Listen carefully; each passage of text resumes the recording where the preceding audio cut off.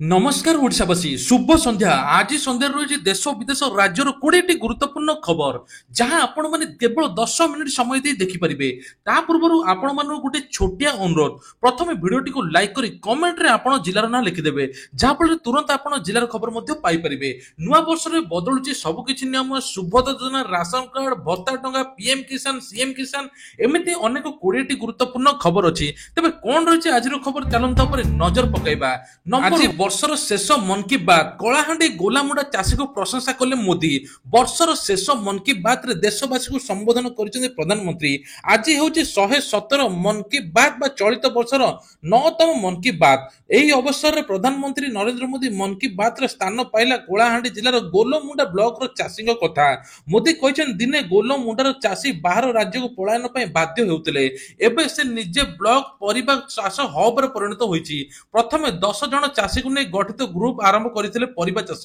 ଆଉ ପ୍ରଥମେ କୃଷକ ଉତ୍ପାଦ ସଂଘ ଗଠନ କରି ଏମାନେ ଆଧୁନିକ ଉପାୟରେ ଚାଷ କଲେ ବର୍ତ୍ତମାନ ଉତ୍ପାଦ ସଂଘ କୋଟିରୁ ଅଧିକ ଟଙ୍କାର କାରବାର ମଧ୍ୟ କରୁଛି ଏହି ସଂଘରେ ଏବେ 200 ରୁ ଅଧିକ ଚାଷୀ ଯୋଡ଼ି ହୋଇ ରହିଛନ୍ତି ଏଥିରେ ଅଛନ୍ତି 45 ଜଣ ମହିଳା ଚାଷୀ 200 ଏକର ଜମିରେ ଟମାଟୋ 150 ଏକର ଜମିରେ କଲରା ଉତ୍ପାଦନ ହେଉଛି ଏହି ଉତ୍ପାଦନ ସଂଘର ବାର୍ଷିକ ଟର୍ନିଂ ଓଭର 1.5 କୋଟିରୁ ଅଧିକ ବୋଲି କହିଛନ୍ତି ଆଉ କଳାହାଣ୍ଡି ପରିବା ଓଡ଼ିଶାର ବିଭିନ୍ନ ଜିଲ୍ଲାରେ ବାହାର ରାଜ୍ୟକୁ ମଧ୍ୟ ଆସୁଛି ଏବେ କଳାହାଣ୍ଡି ଚାଷୀ ଆଳୁ ଏବଂ ପିଆଜ ଶିଖୁଛନ୍ତି ସାମୂହିକ ଉଦ୍ୟମ ଏବଂ ଦୃଢ ସଂକଳ୍ପ ଦ୍ୱାରା ସବୁକିଛି କରାଯାଇପାରିବ ବୋଲି ପ୍ରଧାନମନ୍ତ୍ରୀ ମୋଦି କହିଛନ୍ତି ଆଉ ଓଡ଼ିଶାର କୃଷକମାନଙ୍କୁ ମଧ୍ୟ ବହୁତ ଧନ୍ୟବାଦ ଜଣାଇଛନ୍ତି ନୂଆ ବର୍ଷରୁ ରୂପାର ଝଲସିବ ସିଂହଦ୍ୱାର ଆରମ୍ଭ ହେଲା କାମ ଆରମ୍ଭ ହେଲା ଶ୍ରୀମନ୍ଦିର ଗୁମୁଟରେ ରୂପା ଛାଉଣି କାମ କେବଳ ସିଂହଦ୍ୱାର ଗୁମୁଟ ନୁହେଁ ରତ୍ନ ଭଣ୍ଡାରକୁ ଜଗି ରହିଥିବା ଭଣ୍ଡାର ଲୋକନାଥଙ୍କ ମନ୍ଦିର ଦ୍ୱାର ପ୍ରଭାବ ଏବଂ ଖିଲଣ ରୂପାର ହେବ ତେବେ 6 ଫୁଟ ଦର 3.5 ଫୁଟ ଚଉଡାର ଏବଂ ନୂଆ ସୌନ୍ଦର୍ଯ୍ୟ ଦ୍ୱାର ହେବ କୁହାଯାଉଛି ଆସନ୍ତା 2 ମାସ ମଧ୍ୟରେ କାମ ଆରମ୍ଭ କରିବାକୁ ଲକ୍ଷ୍ୟ ରଖାଯାଇଛି ସେହିପରି ମଦନ ମୋହନ ଶ୍ରୀଦେବୀ ଭୂଦେବୀ ସମେତ ଦୋଳ ଗୋବିନ୍ଦ ଠାରୁ ଠାକୁରଙ୍କ 7ଟି ରୂପା ଛାଉଣି କରିବାକୁ ପ୍ରସ୍ତୁତି ଚଳାଇଛି ଶ୍ରୀମନ୍ଦିର ପ୍ରଶାସନ ରୂପା ଛାଉଣି କାମକୁ ସବୁ ମହଲରେ ସ୍ୱାଗତ ମଧ୍ୟ କରାଯାଉଛି ସିଂହଦ୍ୱାର ଭଳି 3 ଦ୍ୱାର ରୂପା ଛାଉଣି କରିବାକୁ ଦାବି କରିଛନ୍ତି ସେବାୟତ ସେପଟେ ଆଉ କେଇଟି ଦିନରେ ଇଂରାଜୀ ନୂଆ ବର୍ଷ ଏବେଠୁ ଶ୍ରୀକ୍ଷେତ୍ରରେ ଲାଗିଲାଣି ଗହଳି ଚହଳି ହଜାର ହଜାର ଭକ୍ତ ଏବଂ ପର୍ଯ୍ୟଟକ ପୁରୀ ଆସି ନୂଆ ବର୍ଷକୁ ମନେଇବା ପାଇଁ ପ୍ରସ୍ତୁତି ମଧ୍ୟ କରୁଛନ୍ତି ଆଜି 65ତମ ପ୍ରତିଷ୍ଠା ଦିବସ ପାଳନ କରିବନି ନନ୍ଦନକାନନ ଏହି ବିଶେଷ କାରଣ ପାଇଁ ତେବେ ନନ୍ଦନକାନନ ପ୍ରାଣୀ ଉଦ୍ୟାନ ରବିବାର ଦିନ 65 ଦିବସ ପ୍ରତିଷ୍ଠା ଦିବସ ହୋଇଥାନ୍ତା ଏଥିପାଇଁ ପ୍ରସ୍ତୁତି ଶେଷ ପର୍ଯ୍ୟାୟରେ ମଧ୍ୟ ପହଞ୍ଚିଥିଲା କର୍ମଚାରୀ ଅଧିକାରୀ ପର୍ଯ୍ୟଟକଙ୍କ ମଧ୍ୟରେ ସୁସମ୍ପର୍କ ସ୍ଥାପନ ନିମନ୍ତେ କର୍ତ୍ତୃପକ୍ଷ ପକ୍ଷରୁ ଏହା ସଚେତନା ସଭାର ମଧ୍ୟ ଆୟୋଜନ ହୋଇଥିଲା କିନ୍ତୁ ପୂର୍ବତନ ପ୍ରଧାନମନ୍ତ୍ରୀ ଡକ୍ଟର ମନମୋହନ ସିଂଙ୍କ ପରଲୋକ କାରଣରୁ ଏବେ 7 ଦିନ ଶୋକ ଦିବସ ପାଳନ କରୁଛନ୍ତି ଭାରତ ସରକାର ବୋଲି ନିର୍ଦ୍ଦେଶ ଦିଆଯାଇଛି କୌଣସି ପ୍ରତିଷ୍ଠା ଦିବସ କୌଣସି ଭଲ ଆୟୋଜନ ମଧ୍ୟ ହେବ ନାହିଁ ଏ ନେଇକି ମଧ୍ୟ ଅମିତ ଶାହ ମଧ୍ୟ ଓଡ଼ିଶାକୁ ଆସିବା ପାଇଁ ମଧ୍ୟ ମନା କରିଦେଇଛନ୍ତି ଶୋକ ଦିବସ ପରେ ସବୁ କିଛି ପାଳନ କରାଯିବ ସେଥିପାଇଁ ମଧ୍ୟ ଓଡ଼ିଶାରେ ମଧ୍ୟ ପଥ ଉତ୍ସବ ମଧ୍ୟ ମନା କରାଯାଇଛି ସୁରକ୍ଷା ପାଇଁ ରାଜ୍ୟର ସମସ୍ତ ପିକନିକ ସ୍ପଟ ଗୁଡ଼ିକୁ ଜଗିବ ପୋଲିସ ସୂଚନା ଦେଲେ ଡିଜିପି ତେବେ ନୂଆ ବର୍ଷ ପାଇଁ ସମସ୍ତ ପ୍ରକାର ନିୟମ ମଧ୍ୟ ଚାଲୁଛି କୋଉଠି ଦର ବଢୁଛି ତ କୋଉଠି ଜିଏସଟି ମଧ୍ୟ ଲାଗୁଛି ଆଉ ଏବେ ନୂଆ ବର୍ଷରେ ପିକନିକର ମାହୋଲ ତେଣୁ ପର୍ଯ୍ୟଟକଙ୍କର ଭିଡ଼ ଲାଗିବ ପୁରୀରେ ମଧ୍ୟ ସ୍ୱତନ୍ତ୍ର ପୋଲିସ ଜଗିଛି ଆଉ ଏବେ ସୁରକ୍ଷା ପାଇଁ ରାଜ୍ୟର ସମସ୍ତ ପିକନିକ ସ୍ପଟ ଗୁଡ଼ିକୁ ଜଗିବ ପୋଲିସ ପର୍ଯ୍ୟଟନ ସ୍ଥଳ ପିକନିକ ସ୍ପଟରେ ଅଘଟଣ ଘଟିବା ପାଇଁ କି ମଧ୍ୟ ସେ ଉପରେ ଜଗିବ ପୋଲିସ ତେବେ ଅଘଟଣ କିଭଳି ନ ଘଟିବ ସେ ନେଇ ମଧ୍ୟ ସଜାଗ ରହିବ ପିକନିକ ସ୍ପଟରେ ପୁଲିସ ଫୋର୍ସ ମୁତୟନ ରଖିବା ପାଇଁ ଡିଜିପି ଖୁରାନିଆ ମଧ୍ୟ ନିର୍ଦ୍ଦେଶ ଦେଇଛନ୍ତି ପର୍ଯ୍ୟଟନ ସ୍ଥଳୀ ଗୁଡ଼ିକ ଜଗିବା ପାଇଁ ମଧ୍ୟ କୁହାଯାଇଛି ଯେକୌଣସି ଅଘଟଣକୁ ଏଡ଼ାଇବା ଲାଗି ପ୍ରସ୍ତୁତି କରାଯାଇଛି ନୂଆ ଏସଓପି 0 ନାଇଟରୁ ବଢିବ ଶୀତ ପଶ୍ଚିମ ଝଡ଼ ପ୍ରଭାବରେ ଯଦିଓ ଆଜି ଓଡ଼ିଶାରେ ବର୍ଷା ହୋଇନାହିଁ ତେବେ ସୁନ୍ଦରଗଡ଼ ବରଗଡ଼ ସମ୍ବଲପୁର ଝାରସୁଗୁଡ଼ା ନୂଆପଡ଼ା ଆଦି ଜିଲ୍ଲାରେ ପାଗ ମେଘୁଆ ରହିଥିଲା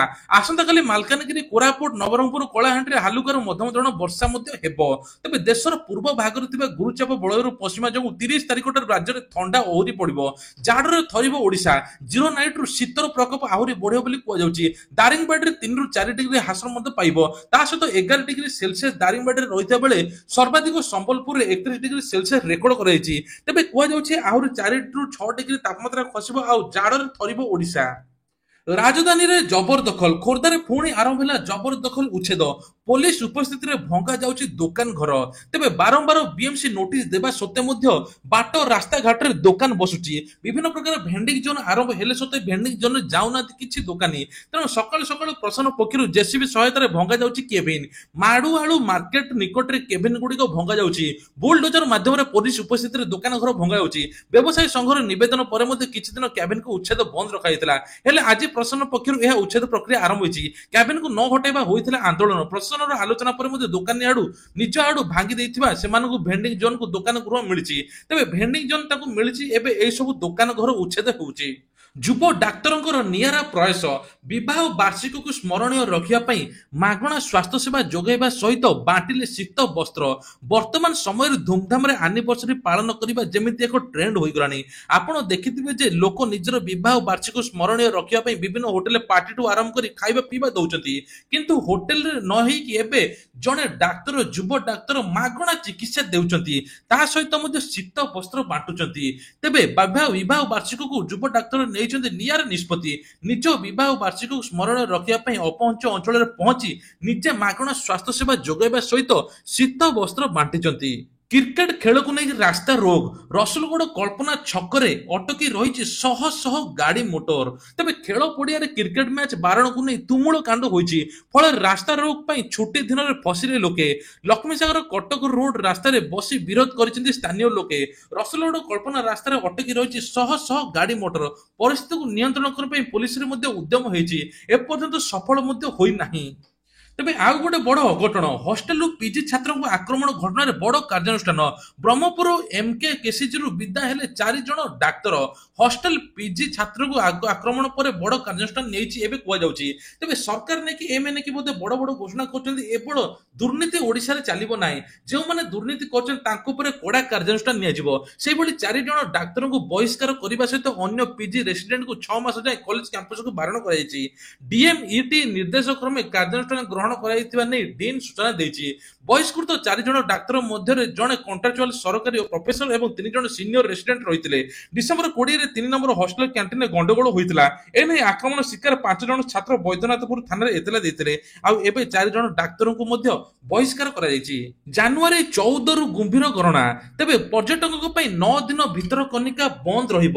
ଭିତରକନିକା ଜାତୀୟ ଉଦ୍ୟାନରେ ନଦୀ ନାଳ ଗୁଡିକରେ ଆରମ୍ଭ ହେବ କୁମ୍ଭୀର ଗଣନା। ଏଥିପାଇଁ ଜାନୁଆରୀ 14ରୁ 22 ତାରିଖ ଯାଏଁ ଅର୍ଥାତ 9 ଦିନ ପର୍ଯ୍ୟଟକଙ୍କ ପାଇଁ ବନ୍ଦ ରହିବ ଭିତରକନିକା।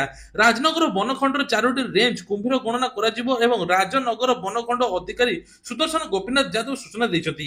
ଏହି ସମୟରେ ପର୍ଯ୍ୟଟକ ଭିତରକନିକା ବୁଲିବା ଆସିଲା ପରେ ଗଣନା ସମସ୍ୟା ସୃଷ୍ଟି ହେବ ବୋଲି କୁହାଯାଉଛି। ତେଣୁ ପର୍ଯ୍ୟଟକ ଆସିବା ଉପରେ କଟକଣା ଲଗାଯାଇଛି। ତେବେ ଭିତରକନିକାରେ ନଦୀ ନାଳ ଗୁଡିକର କୁମ୍ଭୀର ଗଣନା ହେବ। ସକାଳ ସନ୍ଧ୍ୟା ସମୟରେ ବୁଲି ବୁଲି ଡଙ୍ଗାରେ ବୁଲି କୁମ୍ଭୀର ଗଣନା କରାଯିବ ବୋଲି କୁହାଯାଉଛି। ଗ୍ରାଉଣ୍ଡ ଜିରୋରୁ ମୁଖ୍ୟମନ୍ତ୍ରୀ କଲେ ଫସଲ ହାନିର ଆକଳନ, ଚାଷୀଙ୍କ ସହିତ କଲେ ଆଲୋଚନା। ତେବେ ମୁଖ୍ୟମନ୍ତ୍ରୀ ମୋହନ ଚରଣ ମାଝୀ ଆଜି ଚାଷୀଙ୍କ ଫସଲ ହାନିର ସରଜମିନ ତଦନ୍ତ କରିଛନ୍ତି। ଅଦିନିଆ ବର୍ଷାରେ ଚାଷୀଙ୍କର ଫସଲର କ୍ଷୟକ୍ଷତି କରିଛନ୍ତି ଆକଳନ। ମୁଖ୍ୟମନ୍ତ୍ରୀ ମୋହନ ଚରଣ ମାଝୀ ନୟାଗଡ଼ ରଣପୁର କାଣ୍ଡପଡାରେ ପହଞ୍ଚି ଅଦିନିଆ ବର୍ଷା ପାଇଁ ହୋଇଥିବା କ୍ଷୟକ୍ଷତିର ଆକଳନ ମଧ୍ୟ କରିଛନ୍ତି।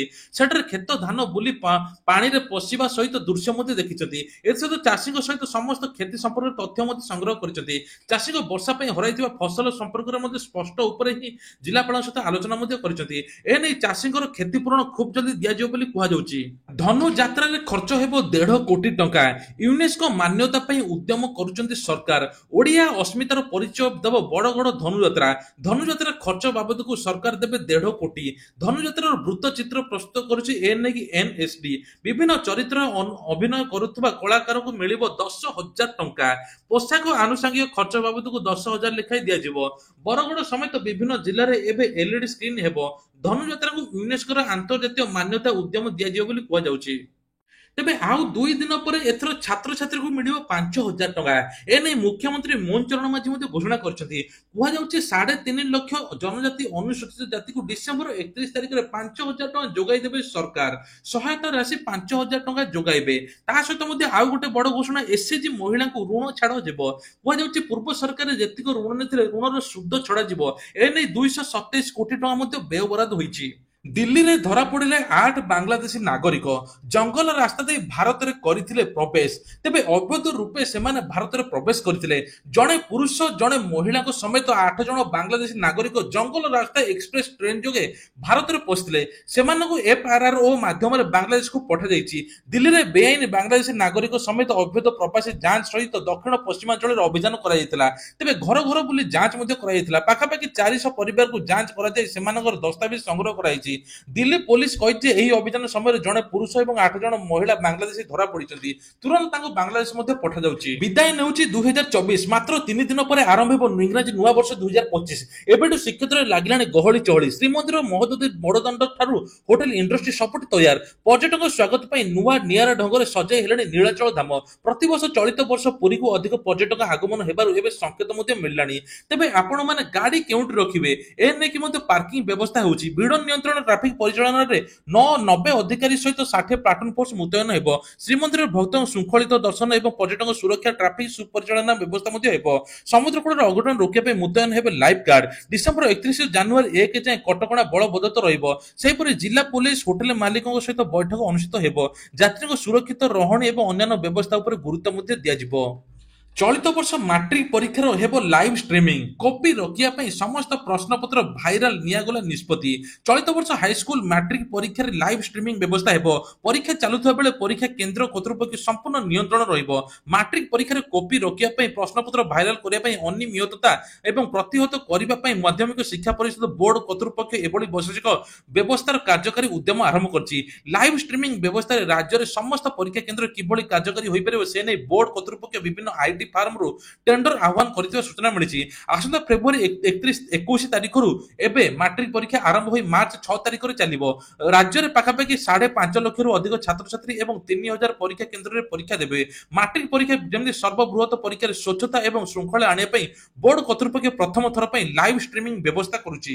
ଭାରତରେ ଇଲେକ୍ଟ୍ରୋନିକ ସେକ୍ଟରରେ ବୈପ୍ଳବିକ ପରିବର୍ତ୍ତନ ହେବାକୁ ଯାଉଛି। ଆଗାମୀ ଦିନରେ ପାଖାପାଖି 12 ମିଲିୟନ ଲୋକଙ୍କୁ ଏଥିରେ ନିଯୁକ୍ତି ମିଳିବା ପାଇଁ ଯାଉଛି। 2027 ସୁଦ୍ଧା 3 ମିଲିୟନ ଯୋଗ୍ୟ ବ୍ୟକ୍ତିଙ୍କୁ ସିଧାସଳଖ ନିଯୁକ୍ତି ଦିଆଯିବାର ଯୋଜନା ଥିବା ବେଳେ 9 ମିଲିୟନ ପରୋକ୍ଷ ଭାବେ ଚାକିରି ପାଇବେ। ସିଧାସଳଖ ନିଯୁକ୍ତି ପାଇଥିବା ଯୋଗ୍ୟ ବ୍ୟକ୍ତିମାନେ 1 ନିୟୁତ ଇଞ୍ଜିନିୟର ଏବଂ 2 ମିଲିୟନ ଆଇଟି ପ୍ରଫେସନାଲ ହେବେ ବୋଲି କୁହାଯାଉଛି। ବଢୁଛି ସାଇବର ଠକେଇ। ନୂଆ ବର୍ଷକୁ ଟାର୍ଗେଟ କରିଛନ୍ତି। ବିଭିନ୍ନ ପ୍ରକାର ଫେଷ୍ଟିଭାଲରେ ଲୋକମାନଙ୍କୁ ଲିଙ୍କ ପଠଉଛନ୍ତି। ଲିଙ୍କ କ୍ଲିକ୍ କଲେ ତାଙ୍କର ଟଙ୍କା ମଧ୍ୟ କଟି ଯାଉଛି। ତେଣୁ ଆପଣମାନଙ୍କୁ ସତର୍କ ରହିବାକୁ କୌଣସି ଲିଙ୍କ ବା ଇନଭାଇଟେସନ ଯଦି ହ୍ୱାଟ୍ସଆପରେ ଆସେ ଆପଣମାନେ କୌଣସି କ୍ଲିକ୍ କରିବେ ନାହିଁ। ଯାହାଫଳରେ ଆପଣଙ୍କର ଟଙ୍କା ମଧ୍ୟ ସେଫ୍ ରହିବ। ଯଦି କ୍ଲିକ୍ କରନ୍ତି ଆପଣଙ୍କ ଟଙ୍କା ମଧ୍ୟ କଟିଯିବ। ମହାକୁମ୍ଭ ମେଳା 25,000 କୋଟିର ବଜାର। ମେଳା ବଜେଟ 6,382 କୋଟି ଟଙ୍କା। ତେବେ ପ୍ରୟାଗରାଜରେ ଏବେ ମହାକୁମ୍ଭ ମେଳା ଜାନୁଆରୀ 13ରୁ ଆରମ୍ଭ ହୋଇ ଫେବୃଆରୀ 26 ତାରିଖ ପର୍ଯ୍ୟନ୍ତ ଆୟୋଜିତ ହେବ। ବିଶ୍ୱର ସର୍ବବୃହତ ଧାର୍ମିକ ଜନସମାଗମ କାର୍ଯ୍ୟକ୍ରମ ମହାକୁମ୍ଭ ମେଳା। ହିନ୍ଦୁ ଧର୍ମର ଏହି ମେଳାରେ ବେଶ ମହତ୍ତ୍ୱ ରହିଛି। ସବୁ ଲୋକ ମଧ୍ୟ ଦେଶ ବିଦେଶରୁ ସବୁ ଆସି ପହଞ୍ଚିବେ ଏଇଠି। ବିଭିନ୍ନ ପ୍ରକାର ବ୍ୟବସ୍ଥା ମଧ୍ୟ ରହିଛି। ରାସନ କାର୍ଡକୁ ନେଇକି ବଡ ଅପଡେଟ୍। ଏଣିକି ରାସନ କାର୍ଡରେ 1,000 ଟଙ୍କା ମିଳିବ ବୋଲି ଘୋଷଣା ମଧ୍ୟ କରାଯାଇଛି। ଯେଉଁମାନଙ୍କର ରୋଜଗାର ଟୋଟାଲ ନାହିଁ ରାସନ କାର୍ଡ ଅଛି ତାଙ୍କୁ 1,000 ସହାୟତା ଦେବେ ବୋଲି କେନ୍ଦ୍ର ସରକାର ଏନେଇ ଘୋଷଣା ମଧ୍ୟ କରିଛନ୍ତି। ରାସନ କାର୍ଡ ଏଥର ଜାନୁଆରୀ 25 ତାରିଖରେ ମିଳିବା ପାଇଁ ଯାଉଛି। ଯେଉଁମାନେ ପୂର୍ବଥର ଆବେଦନ କରିଥିଲେ 2023 ଜାନୁଆରୀ 24 ତାରିଖ ପର୍ଯ୍ୟନ୍ତ ଆବେଦନ କରିଥିଲେ ତାଙ୍କୁ ଜାନୁଆରୀ 25 ତାରିଖରେ ରାସନ କାର୍ଡ ଯୋଗାଇ ଦେବେ ସରକାର। ଆଉ ଇ ଶ୍ରମ କାର୍ଡ ଯାହାର ଅଛି ପଞ୍ଜୀକରଣ ଅଛି ତାଙ୍କୁ ମଧ୍ୟ ରାସନ କାର୍ଡ ମିଳିବ ଏବଂ ଇ ଶ୍ରମ କାର୍ଡରେ 1 ଲକ୍ଷ ସହାୟତା ମଧ୍ୟ ମିଳିବ। ପୁଣି ଏକ ବଡ ବିମାନ ଦୁର୍ଘଟଣା। ଦକ୍ଷିଣ କୋରିଆରେ ମୁହାନ ସହରରେ ପ୍ଲେନ କ୍ରାଶ ହୋଇଛି। ଲ୍ୟାଣ୍ଡିଂ ବେଳେ ଦୁର୍ଘଟଣାଗ୍ରସ୍ତ ହୋଇଛି ବିମାନ। ଏପର୍ଯ୍ୟନ୍ତ 179 ଜଣଙ୍କର ମୃତ୍ୟୁ ହୋଇଥିବା ଆଶଙ୍କା ମଧ୍ୟ କରାଯାଉଛି। 175 ଜଣ ଯାତ୍ରୀ ଏବଂ 6 ଜଣ କ୍ରିଉ ମେମ୍ବରକୁ ନିଆଯାଇଥିଲା ବିମାନ। ଆଉ ବିମାନଟି ସମ୍ପୂର୍ଣ୍ଣ ବ୍ଲାଷ୍ଟ ହୋଇଯାଇଛି ଯାହାଫଳରେ ସମସ୍ତଙ୍କର ମୃତ୍ୟୁ ମଧ୍ୟ ହୋଇଛି। ରାଜ୍ୟରେ ଆୟୁଷ୍ମାନ କାର୍ଡ ମିଳିବ। ଏ ନେଇକି 3.5 କୋଟି ଲୋକ ଉପକୃତ ହେବେ। ମହିଳାଙ୍କ ପାଇଁ 10 ଲକ୍ଷ, ପୁରୁଷଙ୍କ ପାଇଁ 5 ଲକ୍ଷ ସ୍ୱାସ୍ଥ୍ୟ ବୀମା ମଧ୍ୟ ରହିଛି। କୁହାଯାଉଛି ଯେ ଏଥର 27,000 ମେଡିକାଲରେ ଏବେ ଚିକିତ୍ସିତ ମଧ୍ୟ ପାଇପାରିବେ। ତେବେ ତା ସହିତ ମଧ୍ୟ ଆଉ ଗୋଟେ ବଡ ଘୋଷଣା ଏଥର କୁହାଯାଉଛି ଯେ ମହିଳାଙ୍କ ପାଇଁ ଖୁସି ଖବର। ମହିଳାଙ୍କ ପାଇଁ ଏଥର ସରକାର ନୂଆ ନୂଆ ଯୋଜନା ମଧ୍ୟ କରୁଛନ୍ତି। ଆଉ ସୁଭଦ୍ରା ଯୋଜନା ଏବେ ଜାନୁଆରୀ ମାସରେ ମିଳିବା ପାଇଁ ଯାଉଛି। ଜାନୁଆରୀ 25 ତାରିଖ ପୂର୍ବରୁ ସୁଭଦ୍ରା ଯୋଜନା 20 ଲକ୍ଷ ହିତାଧିକାରୀଙ୍କୁ ମିଳିବା ପାଇଁ ଯାଉଛି ବୋଲି ଏନେଇ ସରକାର ମଧ୍ୟ ଘୋଷଣା କରିଛନ୍ତି। ତେବେ ଏଥର କୁହାଯାଉଛି ଯେ ମହିଳାମାନେ ମିଶନ ଶକ୍ତି ଜରିଆରେ ଏବେ 5,000 ଟଙ୍କା ପାଇବେ।